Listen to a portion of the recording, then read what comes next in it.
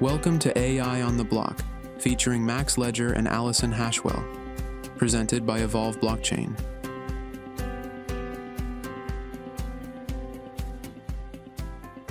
Welcome to the Deep Dive. We're here to cut through the noise and get you the real story on tech and trends shaping, well, everything. Today, we're jumping into something pretty fascinating, often kind of controversial, actually, digital financial privacy, specifically privacy coins. Our mission really is to unpack this whole complex area. We'll look at the tech, what makes them tick, what's happening in the market, adoption trends, which might surprise you, and then the big one, the regulatory pressure that's building up, and also trying to get a real sense of how they're used, the good and, the less good. We've sifted through a ton of reports, analyses, news, all that good stuff. Yeah, and it's crucial, I think, because understanding privacy coins, it isn't just about the tech jargon, right? It's really about getting into these big conversations we're all having, or should be having, about financial freedom, global rules, regulation, and just what money is becoming in this digital age. We're going to explore quite a few different angles here, and I think you'll find the picture is way more nuanced than maybe the headlines suggest. Okay, definitely. So let's start at the beginning. What actually is a privacy coin? Like, what technically makes it private compared to, say, Bitcoin? Right. So fundamentally, a privacy coin is designed, engineered really, to hide the details of a transaction. We're not going to sender, receiver, maybe even the amount. Makes it very hard, maybe impossible to trace. And the two biggest players, Monero and Zcash, they actually go about this in really different ways. Monero, that's XMR, has this mandatory privacy by default philosophy. Every single transaction, private, no ifs, ands, or buts. How? Well, it uses the mix of pretty cool tech. Ring signatures, for one, think of it like your signature gets mixed in a group of others so nobody can tell who actually signed. Untraceable sender. Then there are stealth addresses. Basically, a new one-time address gets made for every transaction, so you can't just link payments back to one person's wallet. And finally, things like Ring CT, or more recently, bulletproofs. These are like cryptographic tricks that prove a transaction is valid, like you have enough funds, but without revealing the actual amount. Kind of like proving there's enough money in a sealed envelope without opening it. Okay, wow. So Monero basically builds a privacy wall around every transaction automatically. That's a very different approach. How does Zcash handle it then? You said they were different. Yeah, Zcash, or ZEC, has a different take. It offers optional privacy. They use something called ZK SNARKs, stands for Zero Knowledge, Succinct, Non-Interactive Argument of Knowledge. They catch you right. Yeah. Basically, ZK SNARKs are these zero-knowledge proofs. They'll let you prove something is true, like you own the funds you're sending, without revealing any of the underlying information. Pretty clever stuff. So with Zcash, you choose. You can make a transparent transaction, kind of like Bitcoin, where it's on the public ledger, or you can make a shielded transaction, which uses the ZK SNARKs for privacy. But here's where it gets really interesting statistically. As of, July 2025, only about 20% of all the Zcash out there is actually held in these private shielded addresses. Only 20%. Given the tech exists, that feels low. Why do you think that is? Are people just not bothered about privacy unless it's forced on them, or is there maybe a usability hurdle or something else going on? That is the million-dollar question, isn't it? And it kind of highlights this tension we're going to see again and again. You have these very different ways of doing privacy. One automatic, one opt-in, and how people actually use them or don't use them tells a story about user choice, maybe friction, maybe priorities. It really matters for how much privacy people actually end up with. Right. So the tech is clever, definitely. Yeah. But like you said, tech is only part of the story. Are people actually using these things? Where do privacy coins fit into, the wider crypto market and the real economy? What's the adoption look like globally? Okay, market-wise, Monero is the big one right now. It holds something like 58% of the total privacy coin market cap. That's around $4.3 billion. Pretty substantial. Zcash is next, holding a good chunk too, about 21%, which is roughly $1.6 billion. Then you got a mix of others making up the rest coins like Dash, Beam, Grin, Firo, Haven.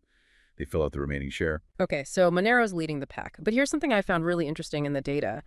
Despite all the talk about crackdowns, it seems like overall use of privacy coins is actually, growing. How does that square up? You're absolutely right. And it is kind of counterintuitive, isn't it? Get this. Privacy coins made up about 11.4% of all global crypto transactions in the first quarter of 2025. Wow, 11.4%. Yeah. And that's up noticeably from 9.7% in 2024. So it's not just a tiny blip.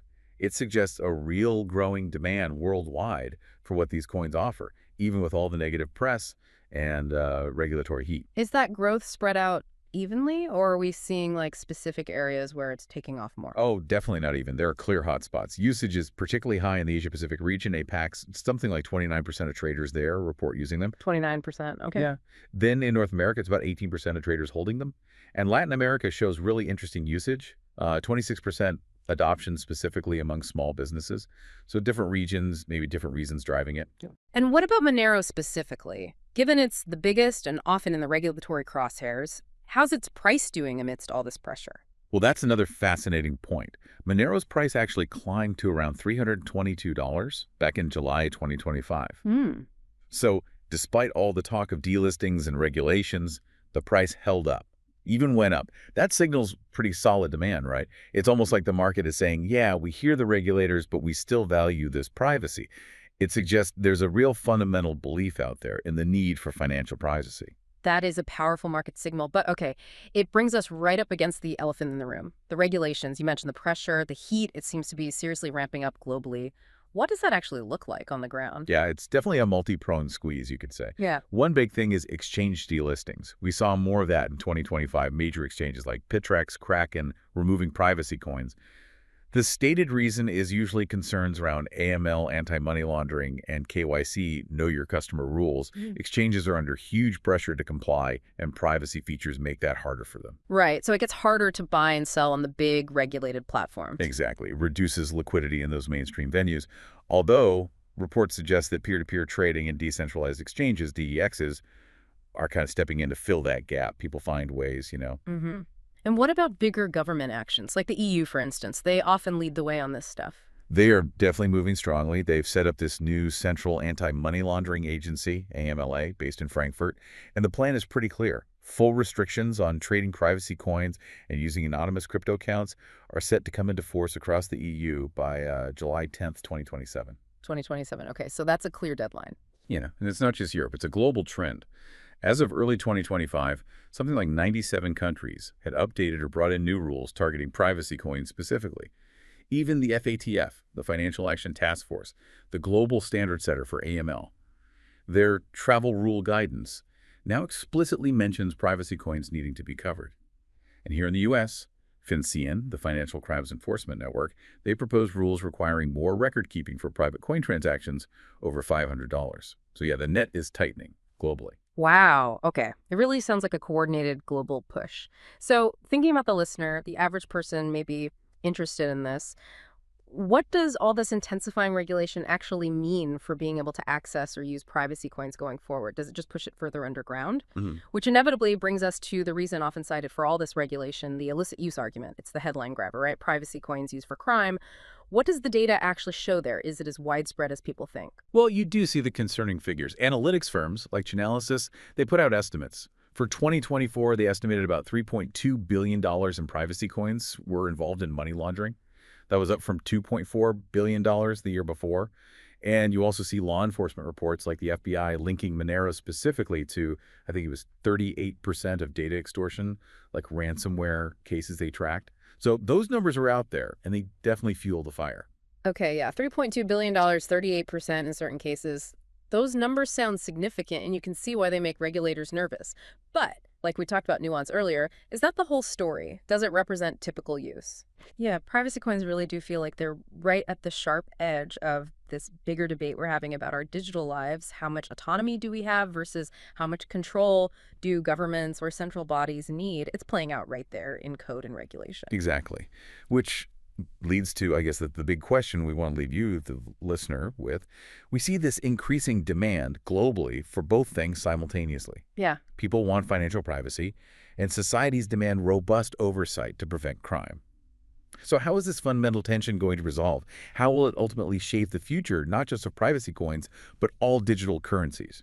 And maybe more importantly, what does that mean for your own digital financial future? Something to think about. Thanks for listening. Be sure to join Max and Allison next episode as they dig deeper into the different facets of Evolve blockchain. This has been AI on the Block.